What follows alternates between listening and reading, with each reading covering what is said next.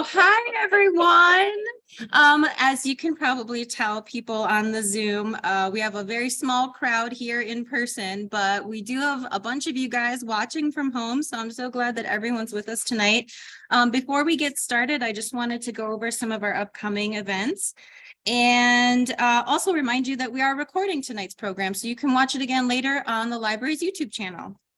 All right, so tonight we're doing writing narrative nonfiction for the modern market, and William Hazelgrove, he's going to be with us to do a series of different talks about writing.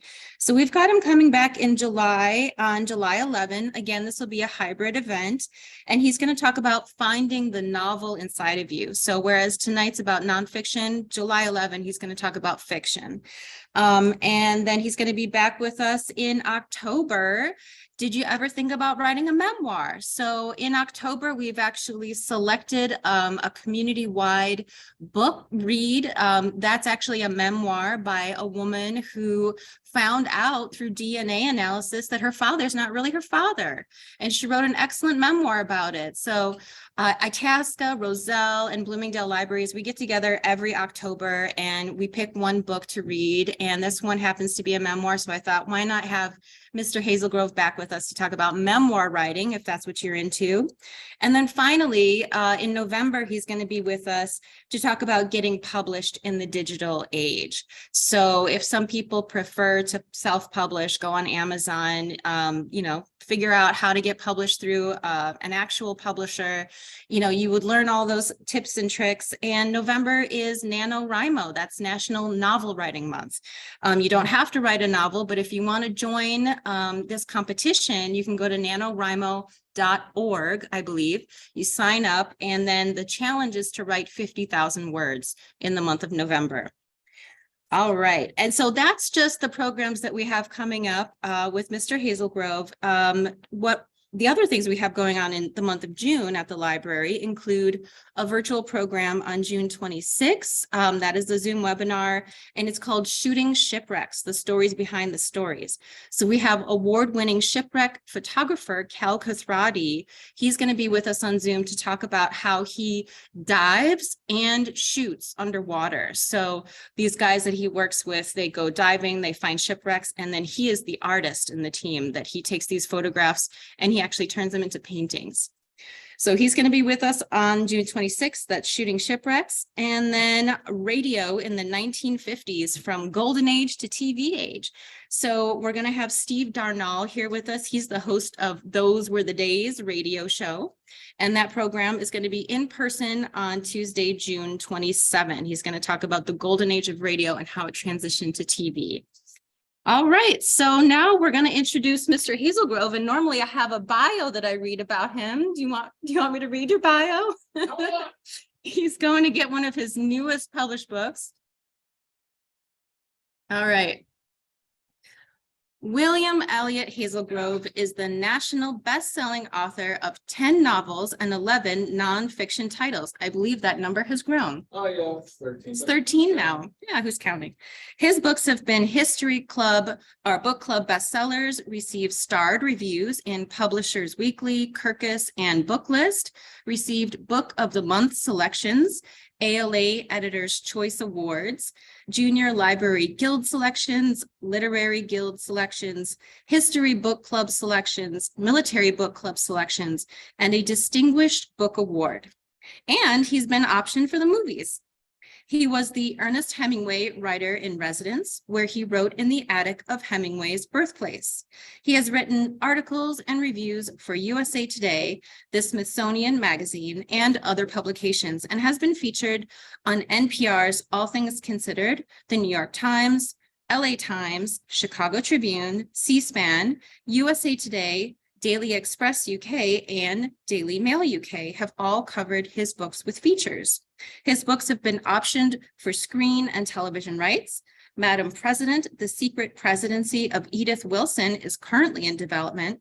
His latest books are 160 Minutes, The Race to Save the RMS Titanic, and Greed in the Gilded Age, The Brilliant Con of Cassie Chadwick. You can find more information about him at williamhazelgrove.com. Welcome, Mr. Hazelgrove. All right. Good job on the bio. That thing is way too long, way too long. Okay, hopefully everybody can hear me at home and see me. So we're here to talk about narrative nonfiction. I did start out as a novelist, and I have a master's in history. And my first book was Madam President, The Secret Presidency of Edith Wilson. You know, it's very similar process with novels and narrative nonfiction. You use the same devices actually, except there's a story there. And actually it's easier to write narrative nonfiction. We'll talk about this some more. And you know, you can grab a big story and then tell something slant off that maybe nobody's taken. So I'm going to play for you a little clip. There's one little clip here I'm going to play for you from World News Tonight with Titanic. When my book on Titanic came out last year, which was the 110th anniversary. And so World News Tonight wanted to do an interview with me because my thesis was pretty radical on Titanic. But again, you know, you're always telling a story. So, you know, it has to be a highly readable story beyond having a great hook. So let's just play this. This will give you a little insight into, you know, the kind of work I do. Also, it's going to give us some insight into narrative nonfiction in general. Here we go. Whatever you think you know about the Titanic, I'm the king of the world! Think again. Everyone could have been saved on Titanic if it were not for human failing. On the 110th anniversary of its sinking, a new book says that all of those lives lost could have been spared. What I uncovered was the fact that, you know, these two ships were, one was about 5 miles away, one was 10 miles, and that in fact they could have come in and rescued these people, and they did not. Author William Hazelgrove diving into the research. All these passengers who got off to California and the Mount Temple, they all talked to different newspapers, different reporters in Canada and the United States, and they all said the same thing. They said, we saw the ship. It was right there. The RMS Californian, commanded by Captain Stanley Lord. And he says, no, that's a Russian fishing trawler, and we aren't going in. His crew watching as the Titanic sent up rockets in distress, all within just miles. Captain Smith is on board the Titanic telling the people in the boat, see that light, row toward that light. Why is this the first that I'm hearing that everybody could have survived? Well, you know, history's written by the victors. In this case, it's 1955's A Night to Remember by Walter Lord, and the 1958 movie by the same name. Iceberg, get ahead, sir!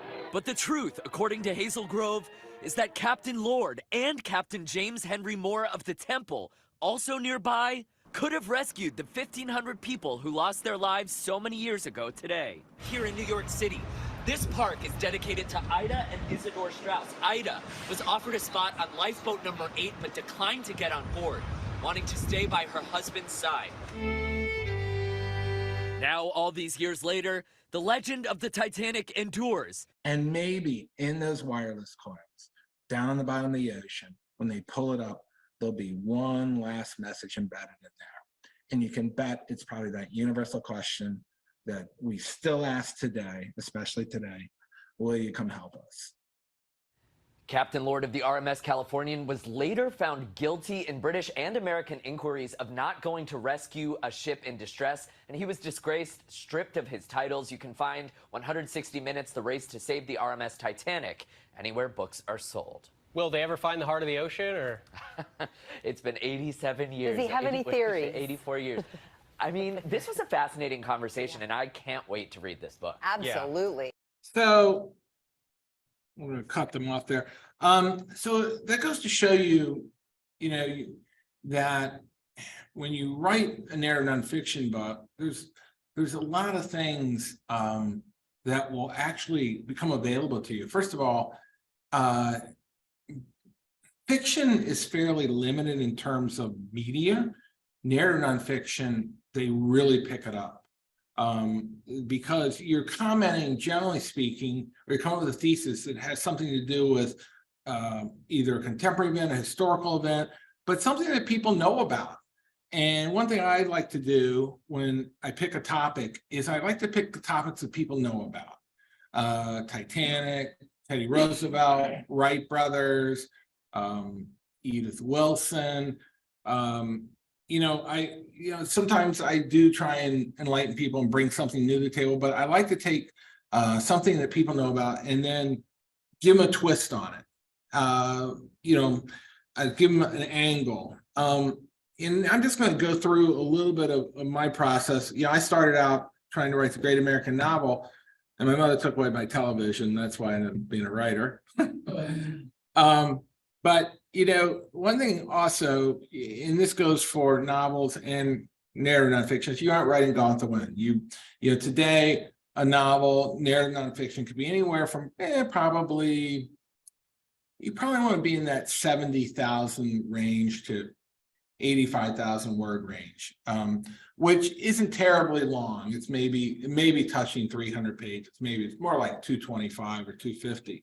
So the big tomes, you really don't have to worry about those. Now, there's an old thing of writing what you know. This more applies to fiction. Really, with narrative nonfiction, you're going to get to know whatever topic you pick.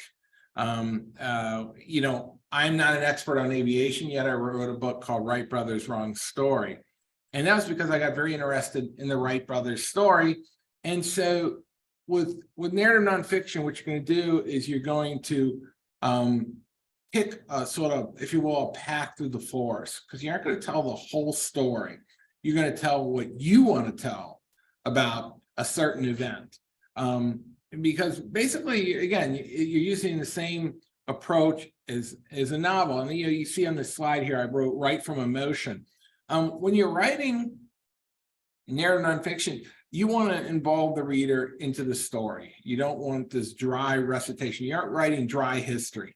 I got my master's, I read a lot of dry history, and that's not what people want anymore. They want a book that's really written like a novel, and novels are written from emotion. So you really want to, if you're going to write about, say, Teddy Roosevelt going out west, which I did, you want to capture that emotion of him getting off that train in the Badlands in the middle of the night, and nobody's around. And here he is, 26 years old, his wife's just died, his mother's died, and he's in the Badlands. So, that's what people respond to. And that really is what makes narrative nonfiction different from history, is it's emotion-based. It's how you tell a story, because you're really a storyteller, even though you're giving history as nonfiction, you are a storyteller. And this I'm just putting this slide up there because when I started writing, I wrote horribly, and it just is part of the process. You have to write a while to kind of find where you are, develop your craft. Few people come out and they just write beautifully right away. But one thing about writing, it's a lot like exercise. If you do it, you get better. You just do. So the more you do it, the better you get. So don't get discouraged. If you're like, oh, this is terrible. What you want to do is you want to complete whatever you're working on. Because that, if you start jumping around, you're never going to complete anything. And we can talk about this some more. And also, I got 250 rejection letters when I started out writing. Again, I'm just doing this quick little overview of my process before we jump into various books. And so, don't take these things seriously if you're in that process of sending out manuscripts. That's just part of the business. And then occasionally you get people who will comment on your work. And don't worry about being Hemingway. And that's a good thing, because you know what? These guys lived at a time when authors were preeminent. We live in a time when actors are preeminent, or sports figures. It's just a very different world. And this looks like really good bread. One thing that I did in my process, and I bring this up to all try and write near nonfiction. The reason there's bread here is I used to work at Ganella Bread on the night shift, and I bring all my books in there to read. So I would read people that I really like and admire. So if you're writing narrative nonfiction, there's somebody you admire, that you love reading, read more, because if you read well, you'll write well. That's just the way it works. So if Eric Larson is your guy, read everything he's got. because you can figure out how to do it a lot from what somebody else has done. I did that with F. Scott Fitzgerald. I just read everything he had and reread it. I mean, that's kind of my thing. I mean, people get all over me at home, my kids, because I watched Downton Abbey 50 different times. Well, and that's just because Julian Fellowes is such a good writer that I love the little vignettes. And, they're like, oh, that's so stupid. Do you watch that? Well, I'm watching it for something different than they are. I'm watching it for story. I'm watching it for how it comes together. And so that's, good writing you can reread, bad writing you can't. So just, if you read well, you'll write well. But I really encourage you to read the authors. This pertains more to my career. I had 1 million rejection letters. My second novel was the one I broke through and got contract with Bantam, Random House, and sold the movie rights and all that stuff. So you have this with books. Certain books will just sort of push you along. And this also pertains more to my career here, but I went to New York then. We all had this dream of going to New York and all this stuff and publishing stuff, but really that's all changed now because of the internet. Publishing is spread out. There's 1 million different ways to publish, and nobody quite knows what's going to be the next big thing. So don't ever have somebody tell you, oh, nobody will be interested in that. I'm going to skip that because, and again, you'll hear writers on All Things Considered and stuff, but these are certain kinds of writers. And again, we for our purposes, we really want to understand the process of narrative nonfiction. This is traditional media.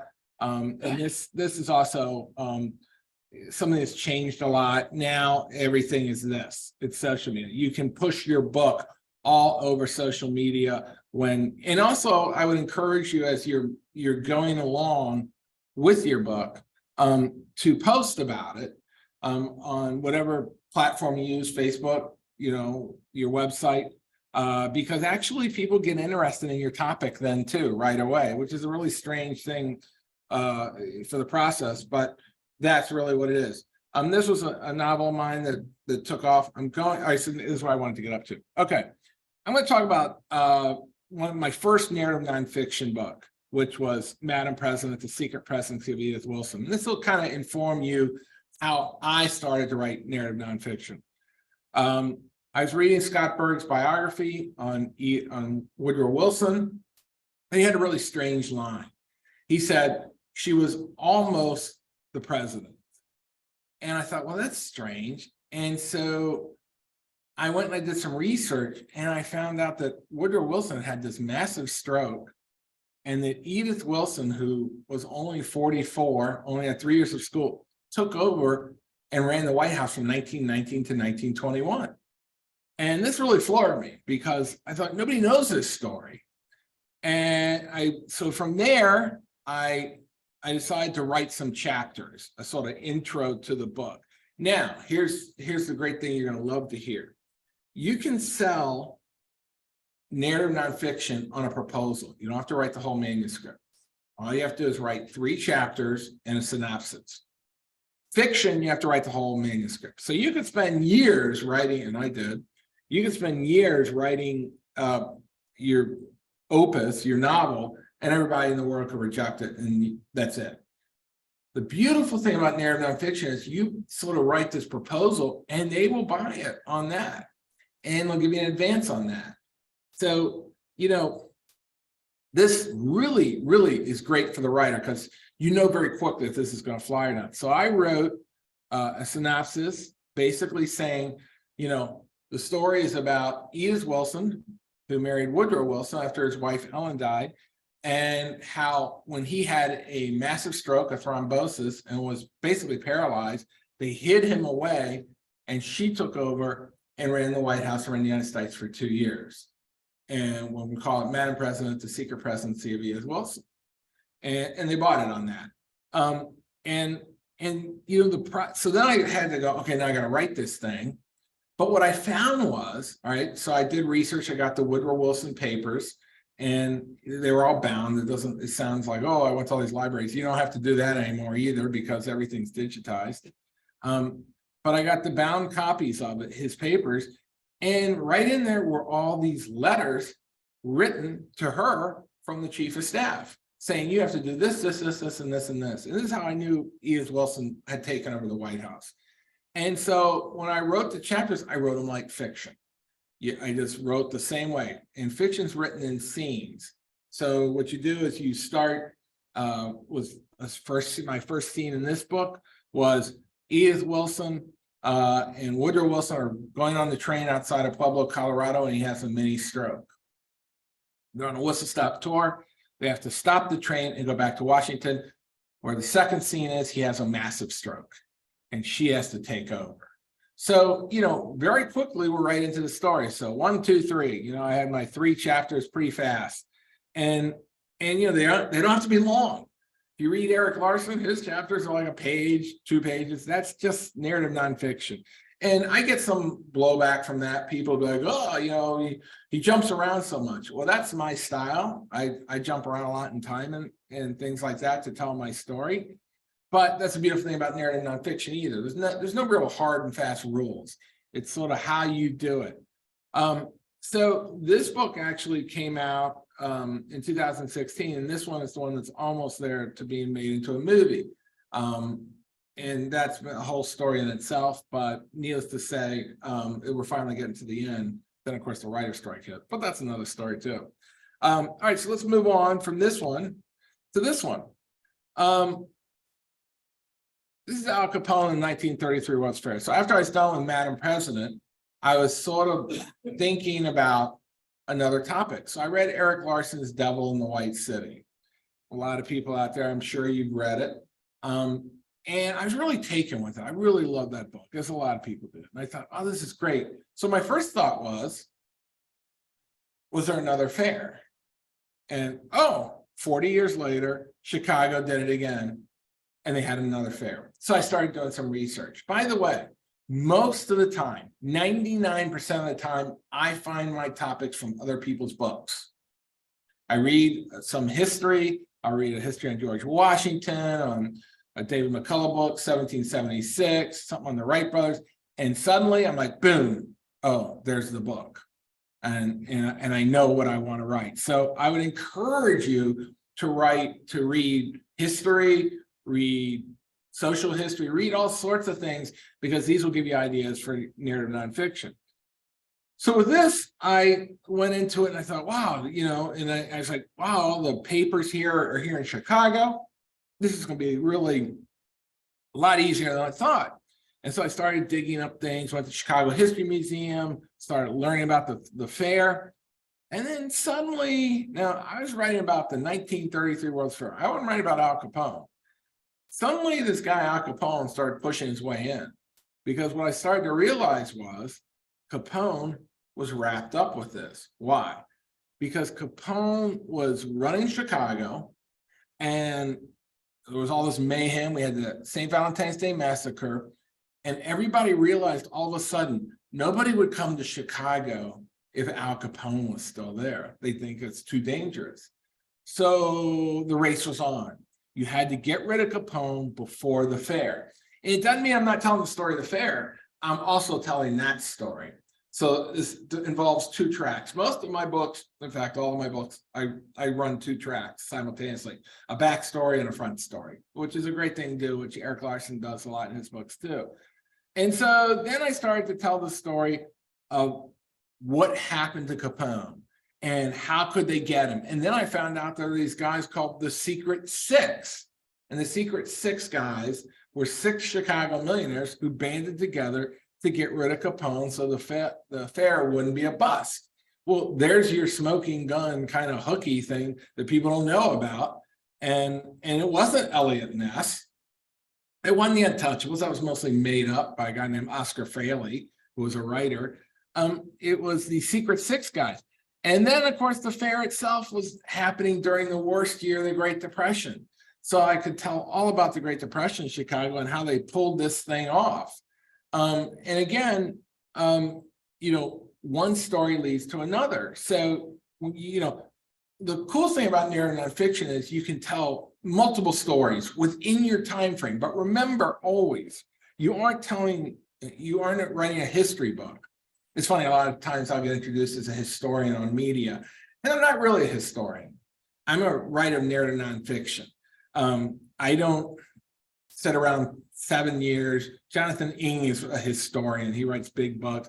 I don't do that. My books are very quick to write. It's to me, story is very important. They are footnoted, so they're true, but I'm not going to give you a new revisionist history tome, on some topic. It's different. It's a different art form than a history. History is you're telling pretty much factually, this is what happened in a big time span and usually in a lot of pages. I'm going to tell you a story and you're going to go, wow, I didn't know that, by the end, boy, that was a great ride. But narrative nonfiction should be, above all, it should be engaging and entertaining. Okay, it should tell a great story and, be factual, but you know what? The great thing about it is you can bend it, and that means you can use literary techniques to tell your story in terms of dialogue or telling how people feel. And that's what people really get into. When I wrote, I just had a book on Teddy Roosevelt come out called The Last Charge of the Rough Rider, and I'm talking about his last 2 years and how he wanted to charge the Germans in World War I.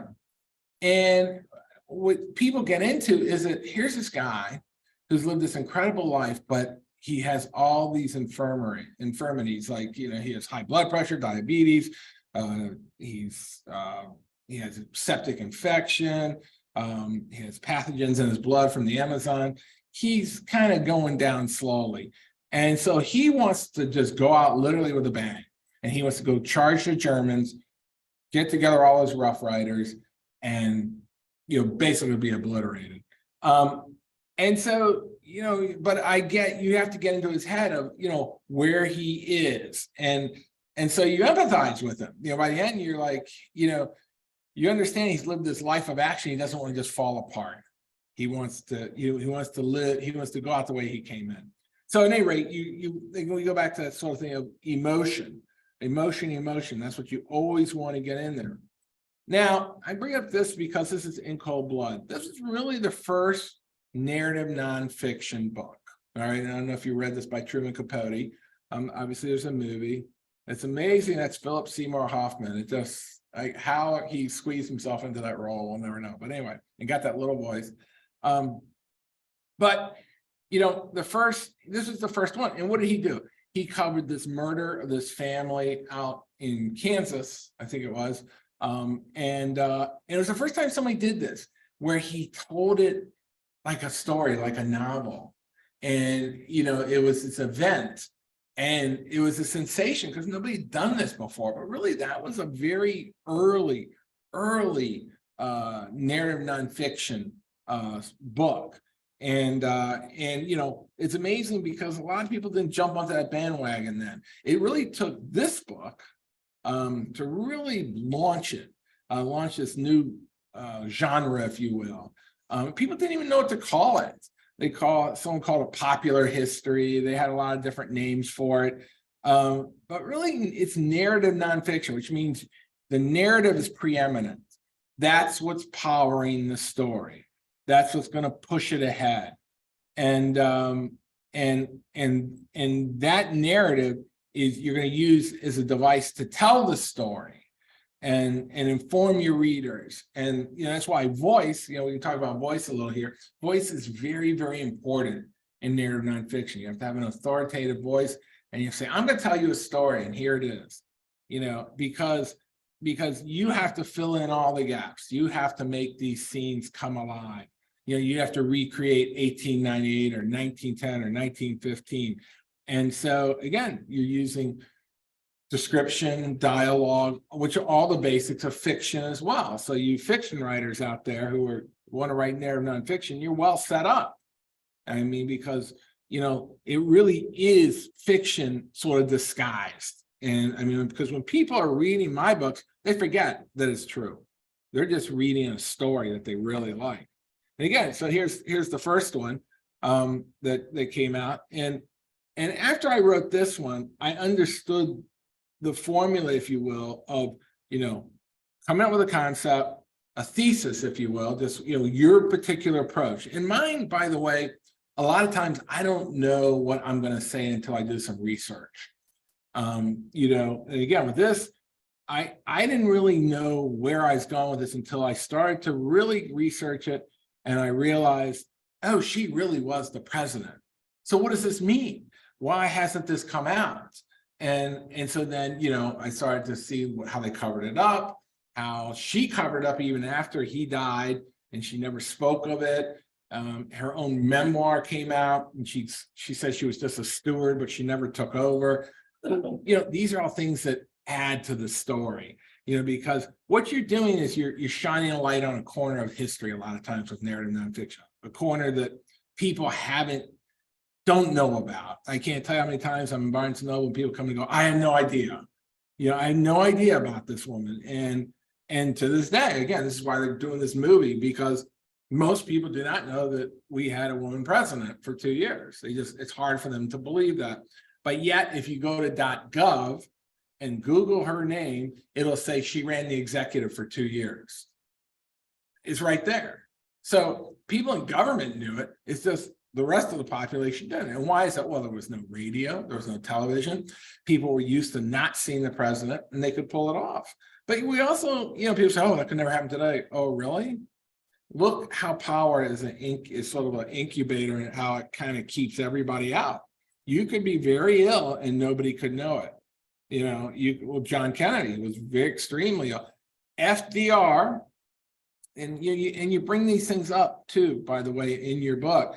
FDR, most people didn't know he had polio and he couldn't walk.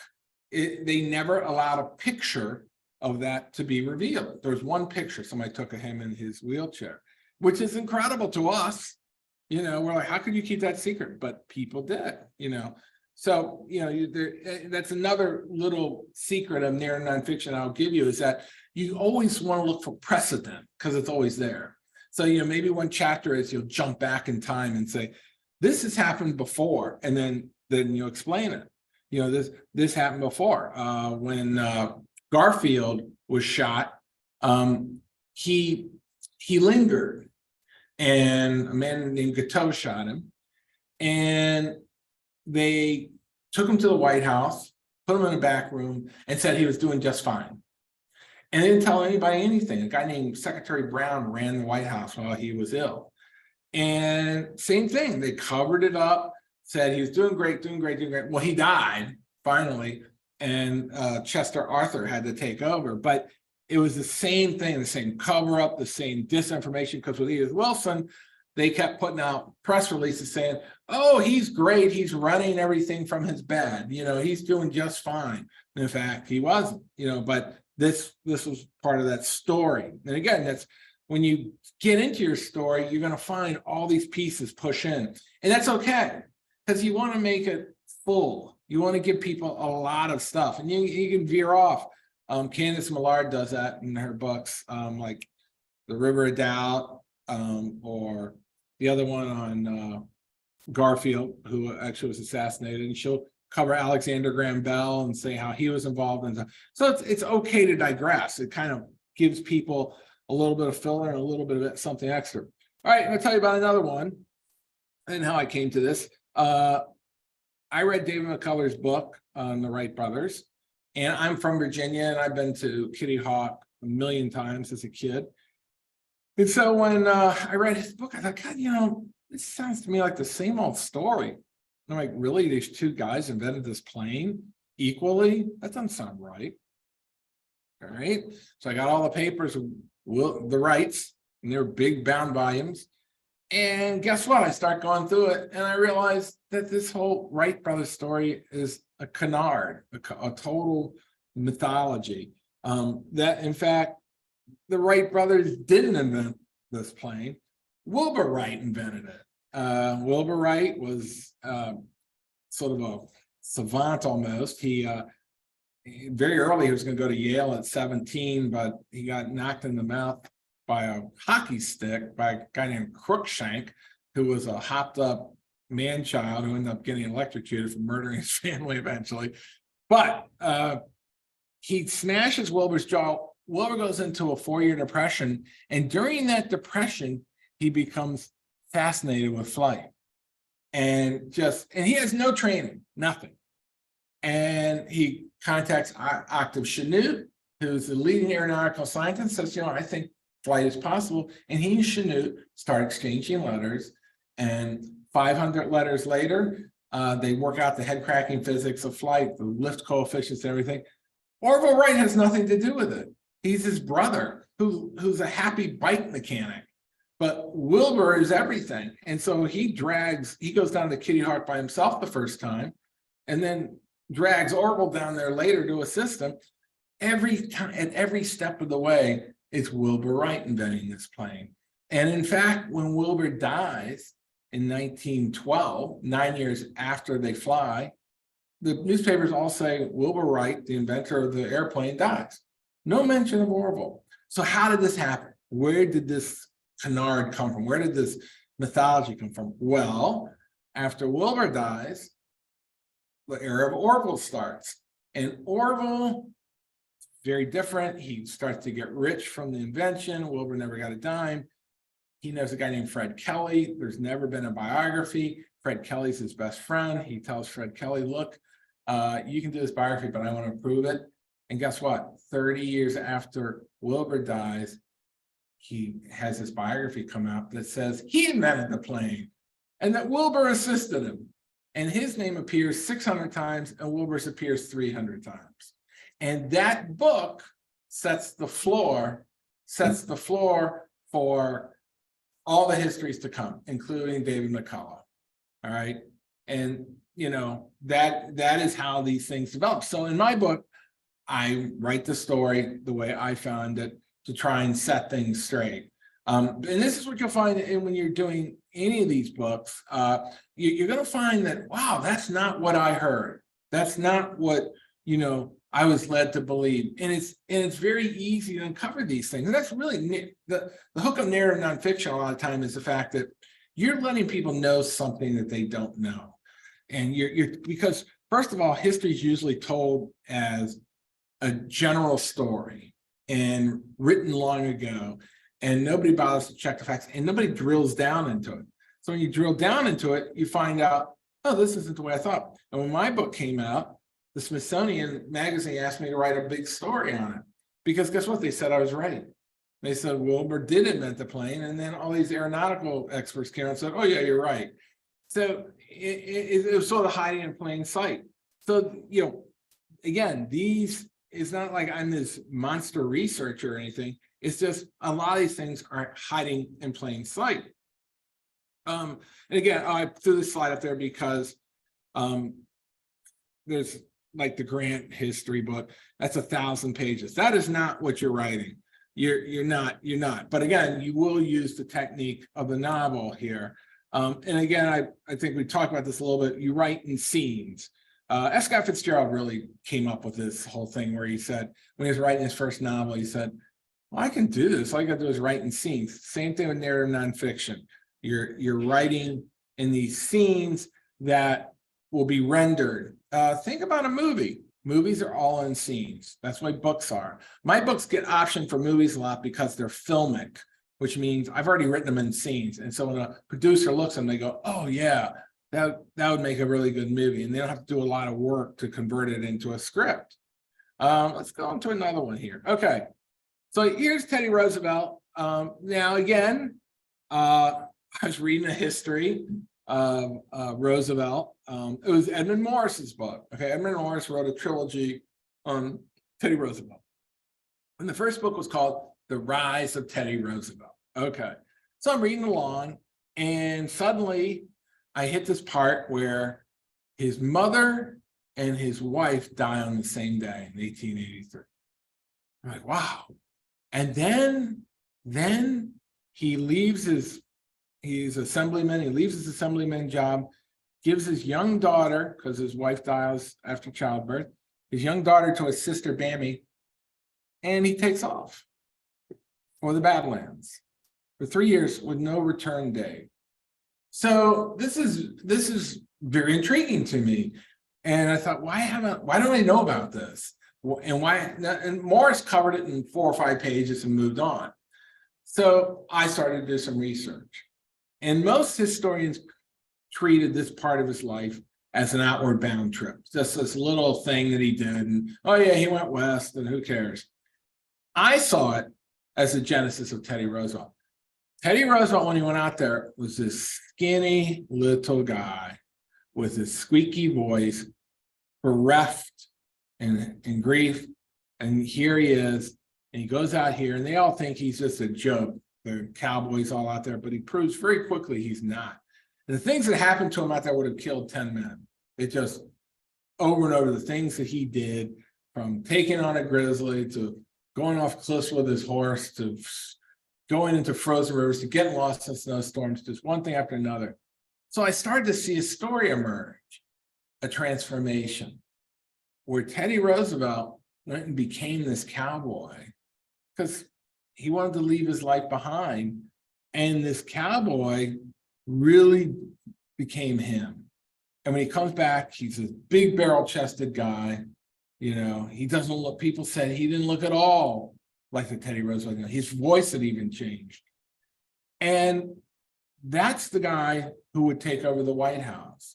So my thesis was right there. And so my story was simple. I'm going to tell you what happened to him out west. And this is what he did. And then I filled it all in. And when he comes back, I go, this is how this translated to him the rest of his life. And that's, again, the story's there, but you're using these scenes and you're telling them, you're informing them, you're that old thing of show, don't tell. You want to show people, these scenes. You don't want to tell them what's happening, because then people fall out of it.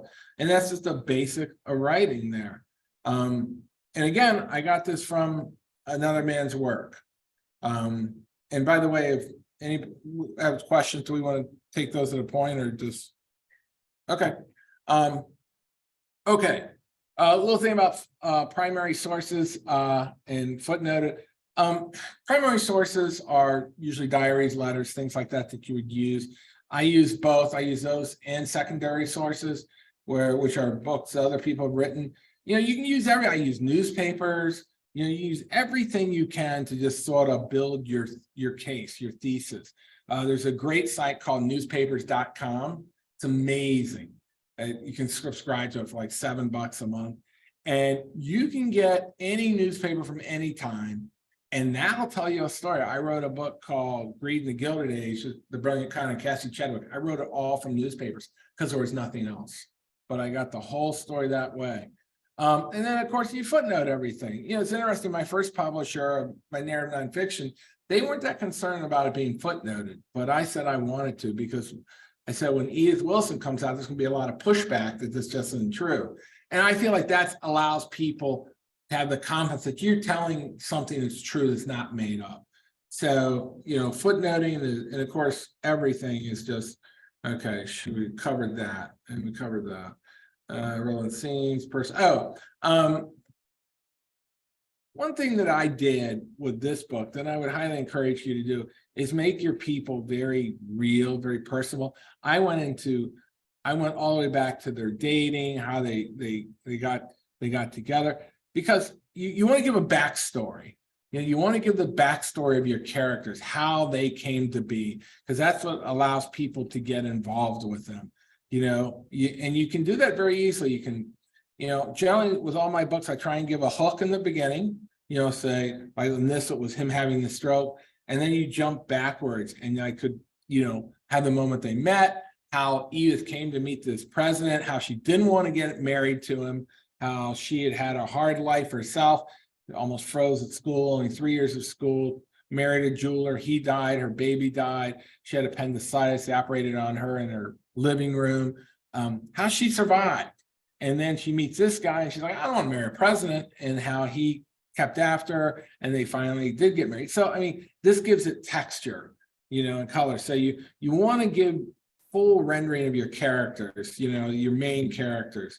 Okay, journey, not destination. All right, so what I'm saying here is this: on your story, don't worry about the end, if you will.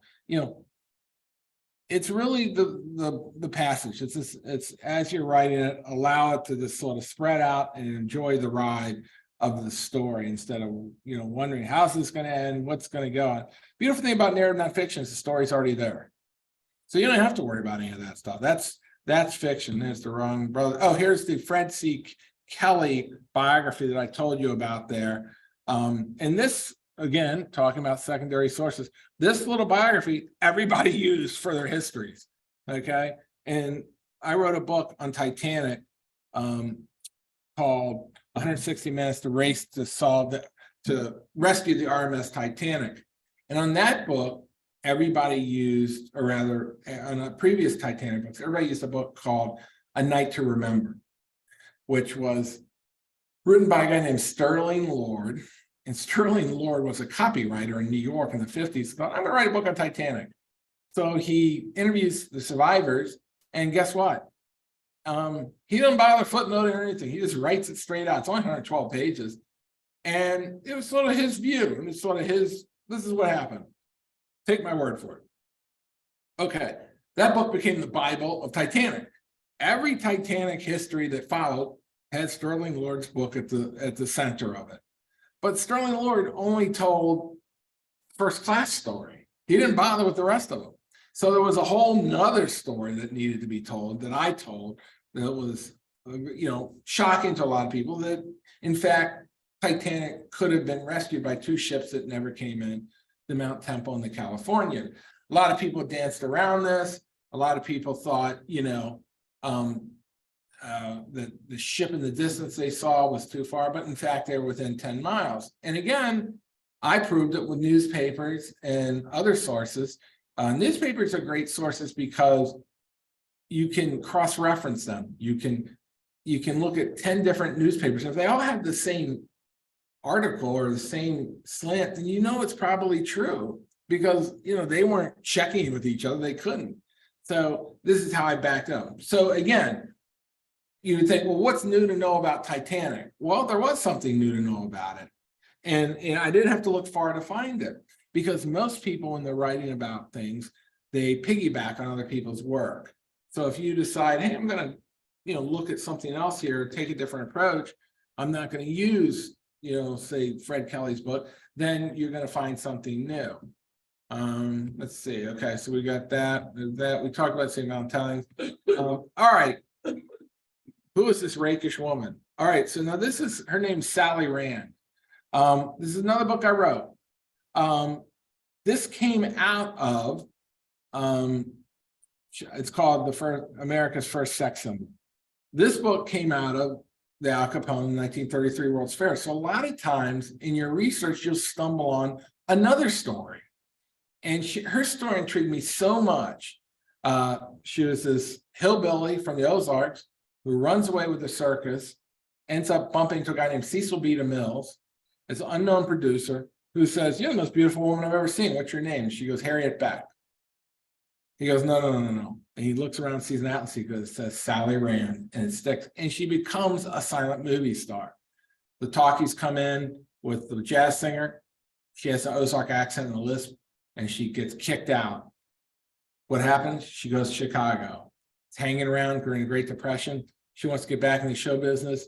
She goes for a tryout in a little club on State Street called the Paramount with some big, giant ostrich feathers. She gets the job. Now she goes to the World's Fair and thinks, maybe I can get a job there. She tries out. They go, no, we don't need a feather dancer. Okay. So what does she do? Now, here's where it gets interesting. The 1933 World's Fair took place on Norley Island. It wasn't on Chicago. It was on that island. Sally Rand gets a boat. She gets a white horse. She paints her body white, puts a little cape on, gets on the horse on the opening night of the World's Fair, goes around the back to the yacht landing. The guy thinks, oh, she's part of the ceremony. Gets on that white horse, rides right through the World's Fair, up onto the stage. The horse rears up. They take her picture.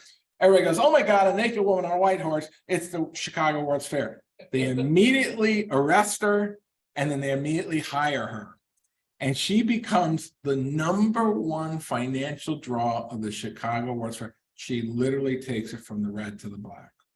And this begins a 40-year career of hers, where she'll make millions off this one night. All right.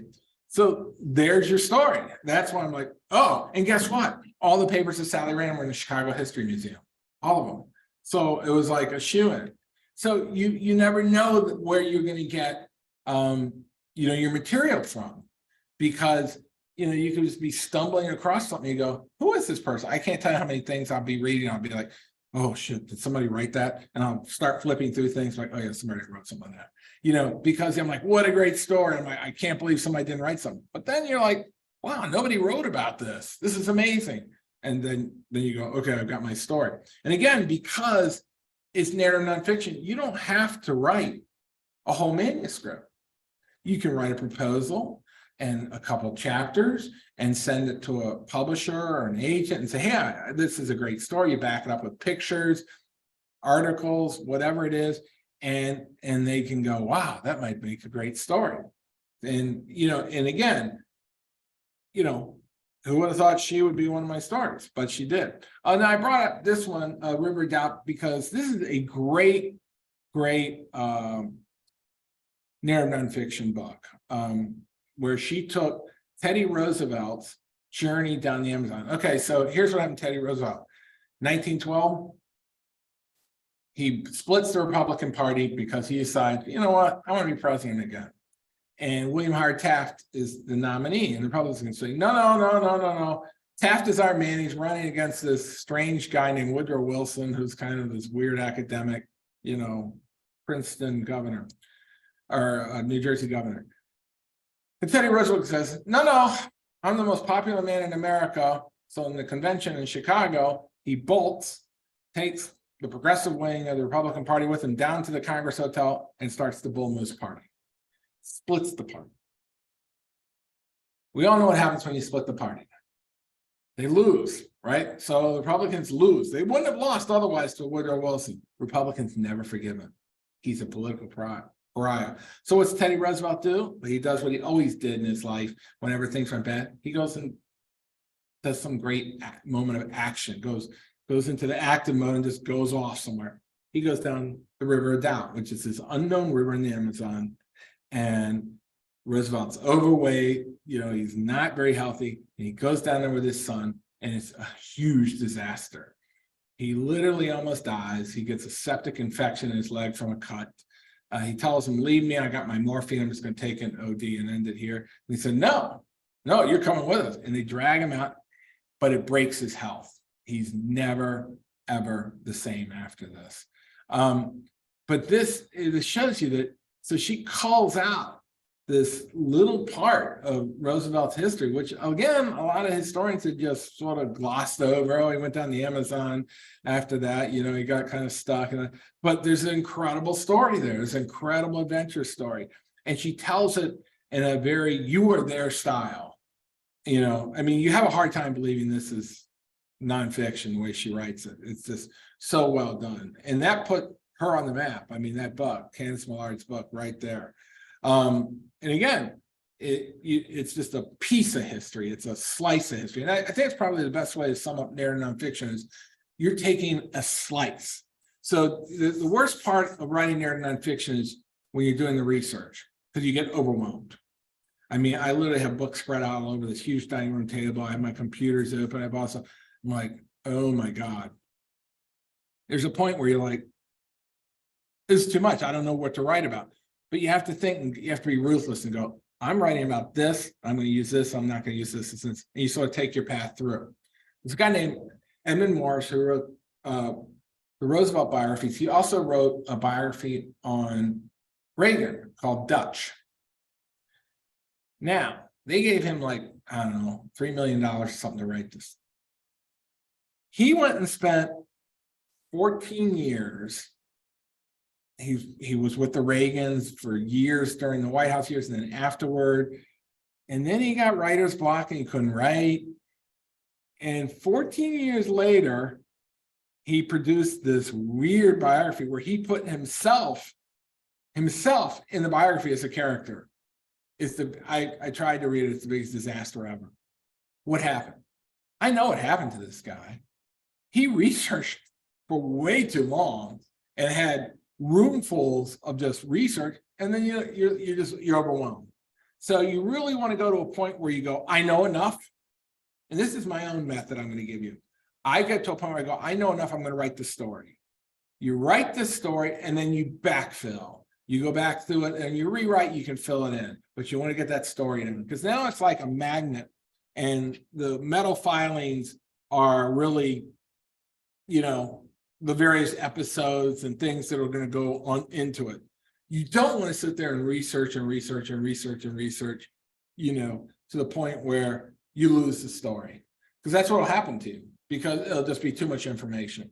You want to get to a point where, okay, I'm ready to write it and then fatten it up. That's the way I work because that works for me. And it also keeps me from going over the hill with research. You know, with Titanic, I only researched for a little while and then I'm like, okay, I'm gonna write this thing.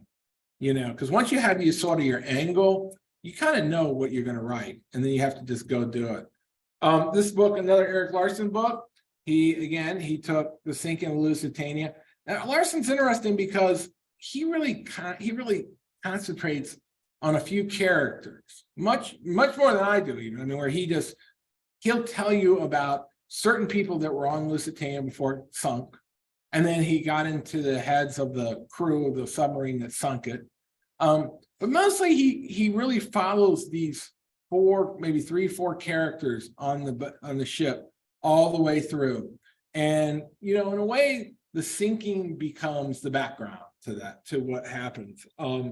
But that he's very character driven. And F. Scott Fitzgerald said, oh, you know, character is action. And that is very true. Character is action. If you have great character, you have action. I'm going to jump to this one here. This is David McCullough's book, 1776. This is a great book. It's a great book. Why? Because it's perfect. It's a perfect book about the Revolution where everything was falling apart and Washington does his Hail Mary and crosses the Potomac and you know, traps the Hessians at Trenton in New Jersey, at Trenton and Princeton in New Jersey.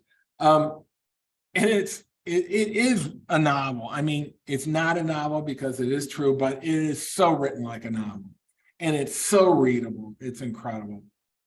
And so I read this book, and there was a little page in there, one page, where he talked about a guy named Henry Knox and how he drags some cannons to Boston, all right?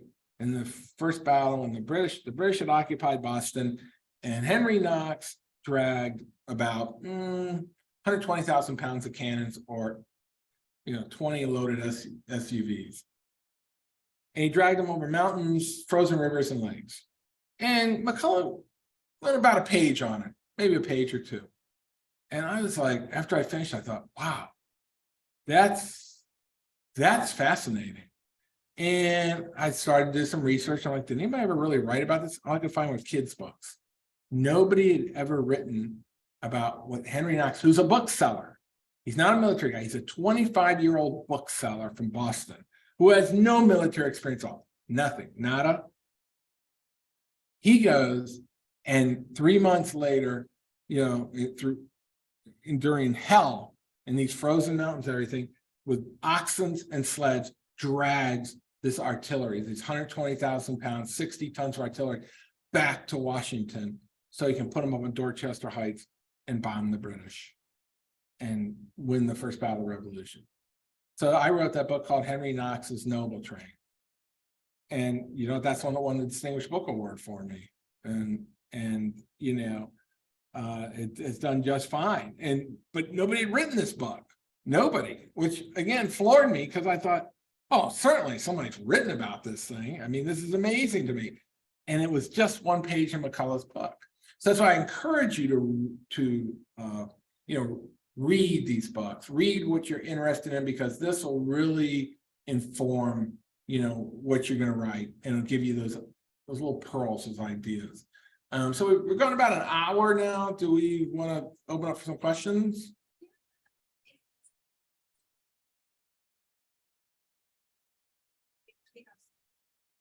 Sure. Do you want me to do this first? Yeah, whatever you want to do it.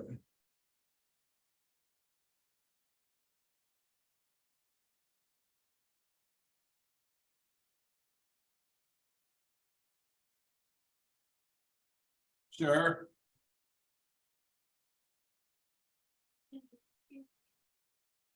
Linda has a couple questions. She says, were you nervous about publishing such a controversial conclusion? I think maybe this was in regards to the Titanic, i.e., do I really have the evidence that I think I have? That's a good question. Are you talking about Titanic, I think? She is. Okay, yeah. And just to give you some background on that. All right, so the British tabloids love my books for whatever reason. So this story came out in the Daily Express in Britain, and a 2-page spread.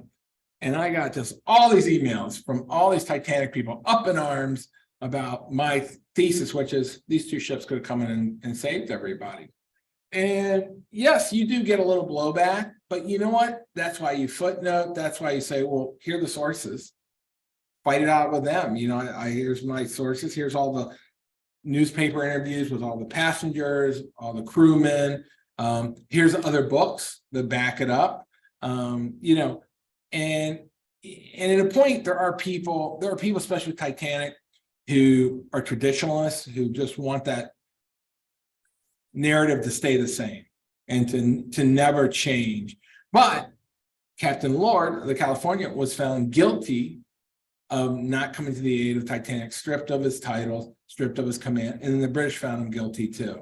So again, you know, I didn't make this up. It's right there in history. But because the story of Titanic is so big, this gets pushed down. Because why? What's it say? This says that it wasn't preordained, that it wasn't a Greek tragedy, that actually there was human failing involved. And that's what people didn't want to say, that these ships were within 10 to 5 miles, that people on board Titanic could see the ships. And Captain Smith said, see that light, row toward that light. They'll pick you up. That's how close these ships were. And again, and then you have to kind of, you just kind of go, this is my thesis. Take it or leave it. I'm going to give it to you. And, you know, this is what I believe. That's a great answer. She has actually a follow-up question. How much do you need to prove to your publisher that your sources are credible and that they can trust what you are saying? Well, that's another great question. Yeah, they've just got to kind of, they've got to trust you. They've got to have faith in you that, you know what you're talking about. I mean, there's no smoking gun. There's no Bible that you put your hand on.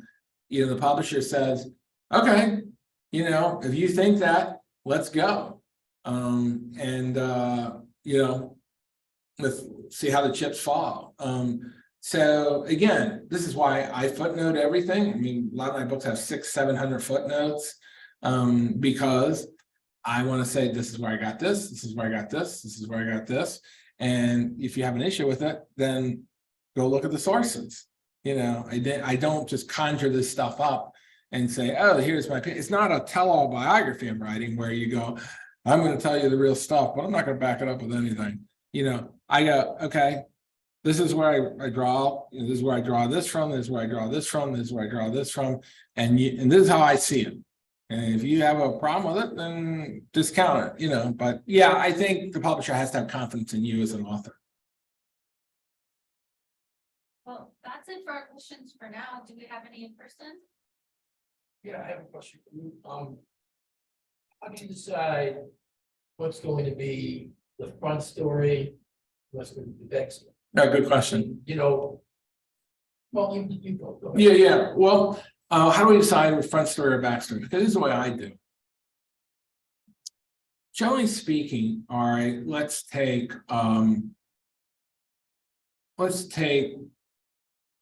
Teddy Roosevelt. I just wrote a book called Last Charge of the Rough Rider, about his last 2 years.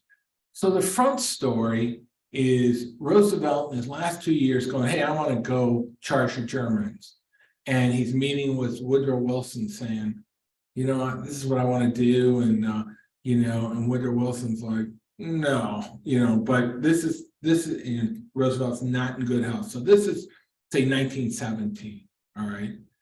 Then my backstory is, I'll jump back to say, all the way back to when he was a kid, he had asthma and he was trying to breathe, and his father would take him in a carriage ride, trying to get air into his lungs. So, then I start those two parallel tracks, like train tracks running alongside each other. So then I flip back to the present and say Roosevelt's, trying to do something at home, but he can't do it because, he hurt his legs inflamed again and stuff. And then maybe I'll go back to the trolley accident he had, or his first wife, or when he went west. So the backstory is sort of, you're filling in the past.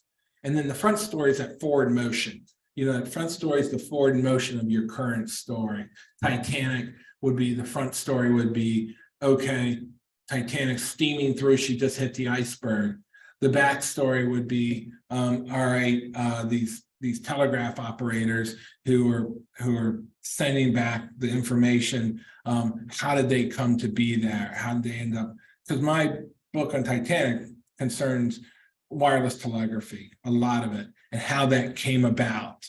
And in fact, I opened Titanic with Guglielmo Marconi waiting for Titanic or Carpathia to come in and drop off the survivors, and so he can talk to his wireless operator.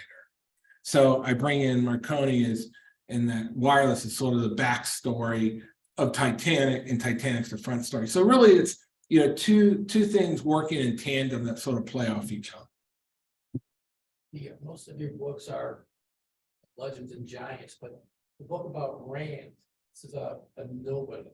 Right. Knew her. So my question is, how do you take that nobody and find what you need to make the nobody somebody to be the front story to your work? Yeah, what you really need to do is tie them to something bigger, if you will. So what I did with Sally Rand was I tied her to that World's Fair, and that, because that's what launched her. And then the fascinating thing about her is that from that, she kept going all the way up to 1960, where she was dancing for the Apollo astronauts in the Houston Coliseum. And in that movie, The Right Stuff, she was in that. As an actress, played her part. But she danced all the way up to 1974, in various places. And the point is, so what you do is you sort of hit them, you grab the big thing that happens to them, that people would know about.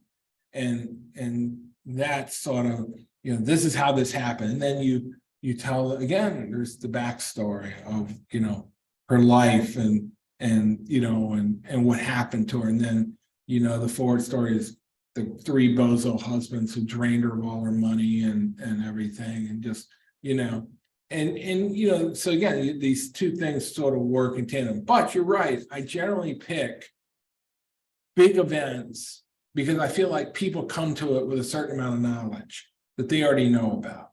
And so I can say, hey, now Henry Knox, not a lot of people know about that at all. And strangely, not a lot of people know, they know Fort Knox and stuff like that, but they don't really know about him. So he has been more of a uphill climb, if you will, for people to sort of discover his story. And I wrote a book called Morristown, with the plot to kidnap George Washington. That has also been bought by the movies. And it's something you don't know either. And I wrote that book, I thought, this is sort of this weird story of 1779 and, where the revolution was coming apart. And he was up in Morristown, New Jersey, and the British launched this crazy raid to go kidnap him, crossing the Hudson when it froze. And his men were all freezing, Washington's men were all deserting. The whole thing was falling apart. Everybody was tired of the war and stuff. And I thought, it's going to really be interesting in this. Well, guess what? They flew me out to New Jersey last weekend for Friends of Morristown to talk to people who want to also finance the movie. So you never know. The thing that you stumble on, you think, well, you just don't know. You don't know who's going to get interested in it. What's chord it's going to strike. So you really have to go with, hey, I'm interested in this. If you chase the market, you're dead. You just never will win. If you think, oh, this will be popular, forget all that. You have to go, hey, this seems really interesting to me. And this means a lot to me. Like Henry Knox meant a lot to me that this guy could do this, in this terrible moment. where they had no artillery. The British were just waiting to come out and crush these ragtag army of the Americans, that this bookseller who literally, slipped away under the cover of darkness in Boston with his wife who was pregnant. He dumps her off in a town and he goes to George Washington, and George Washington sees something in him and says, I got this mission for you. And he's like, I can do that. He has no idea how to do it, none. And yet he pulls it off, so that to me was a really very emblematic of what those kind of men during the revolution were, who they were, so theme is a big one. When you're writing theme, what are you really trying to say? You know what I mean? That's what's important. You want to be saying something bigger than your story, because people respond to that. There ought to be, like with even Titanic, my thing was there were heroes, Captain Rostrum, the Carpathia, the wireless operators, Jack, what was the other guy's name? It'll come to me. But anyway, the two wireless operators, Jack Phillips, Harold Bride, who stayed at their post, even when Titanic was sinking, even after Captain Smith said, you know what, you've done your duty, every man for himself, get the hell out. They stayed. They stayed there because there was a little bit of current and they could keep sending out. So these are the things that really sort of propel the story that people, there's Fitzgerald had a great quote, writing is mostly swimming underwater, holding your breath, so it's really not what's above the ice, it's what's below the ice, really, So your front story, your obscure person in the story, we can make it work by somehow connecting him to a bigger story. Exactly. Your front story, think of it this way. Your front story is the train going forward. Your backstory is the train going a little slower and maybe going the other way, saying, okay, here's how we got here. So let's say you got a guy who's in a rocket ship and he's taking off and you're thinking, and he gets in trouble like Apollo 13 and you're like, and so his first chapters are he's stuck in space. And then you'll drop back in time and, how he always wanted to fly. How as a kid, he used to look up at the stars, and he was enamored with space right away. Then boom, you jump back up to the present time. Then you jump back and jump back. This drives some people crazy when I do this. I mean, I get a lot of stuff on Amazon. We're like, oh, I kind of liked it, but I couldn't stand the way he jumps around. But I like it because I think it keeps it interesting. It kind of gives you this sense of simultaneity, going back and forth, and then what happens is it goes like this. But then toward the end, the two pieces come together, the track joins. And you have your denouement and your ending. So it's like this. And it slowly comes out. And then it's one story at the end. So, the first story is your forward motion. You're in a race car, you're driving that race car in the first one. Your backstory is he gets in a crash and it's how he was maybe starting to learn to drive, how he got fascinated with driving and his first car or something. You know what I mean? So it's that backstory, front story, backstory. How do you deal with, once you put something out there, with the criticism? And I mean, there's legitimate criticism that will help you write better, but I mean the trolls and just the thing about this, if you put things out on social media, there are just trolls out there. Oh, it's awful. It's going to tear. Well, first of all, you have to be careful, restrict who you want to see it. All right.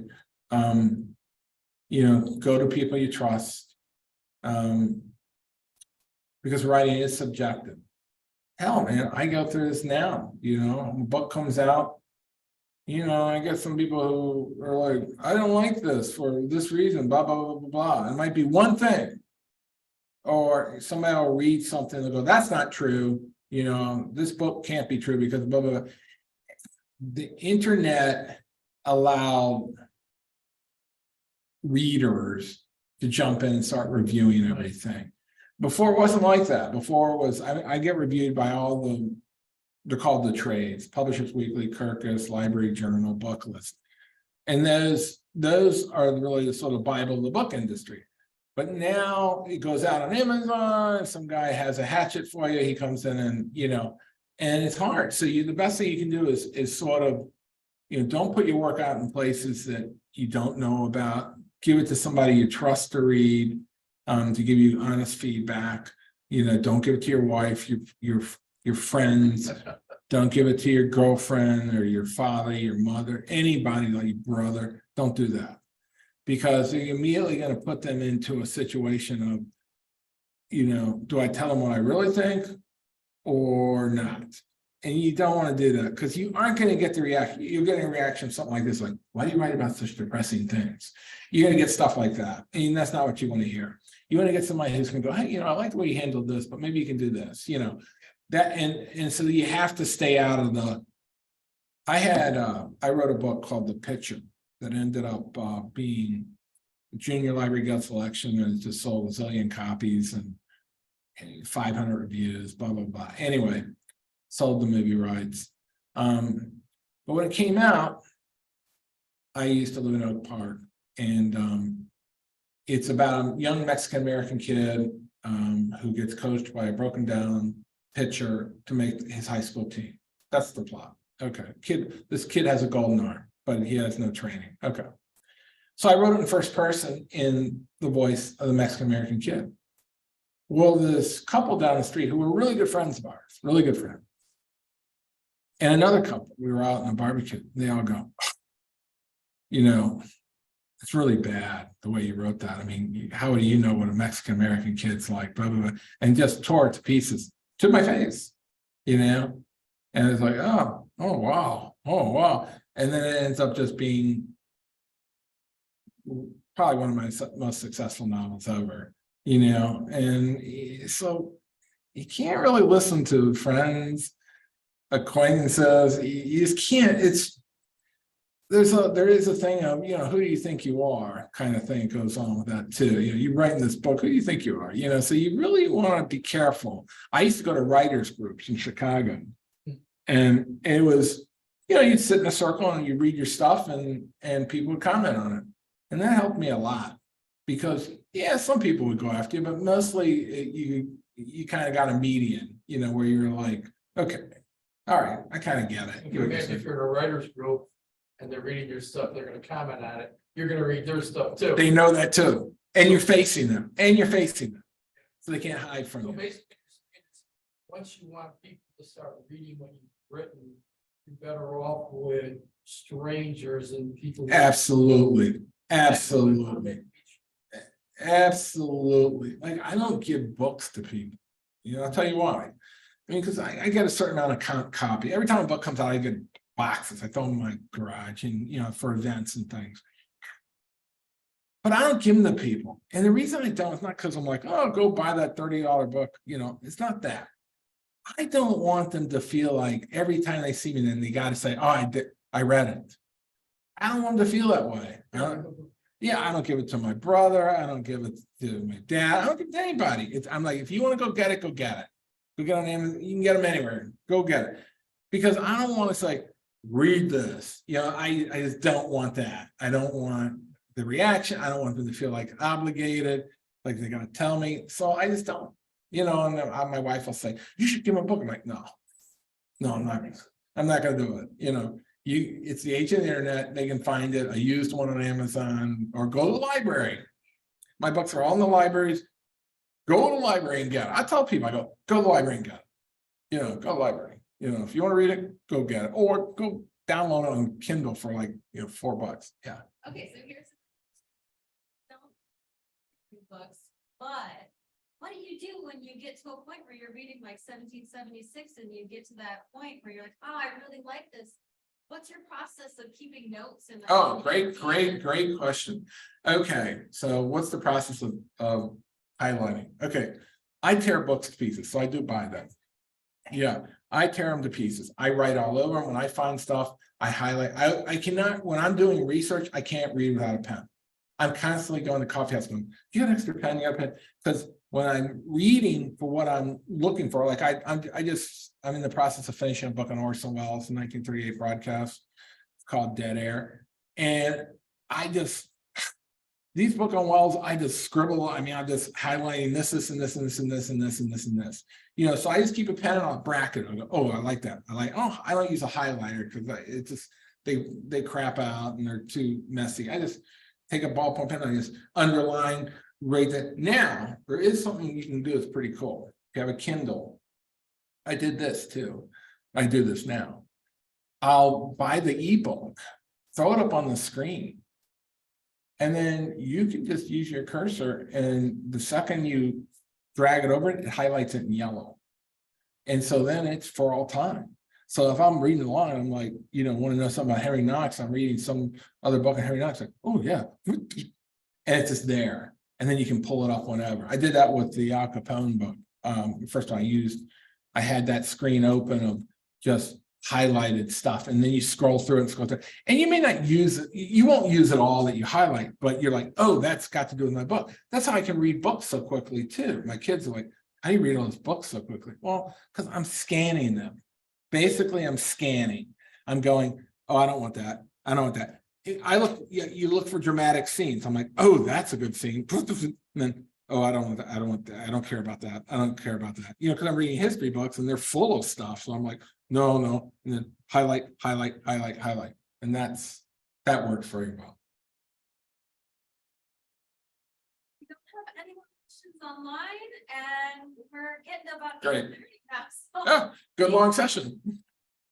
You bet. Thank you for having me.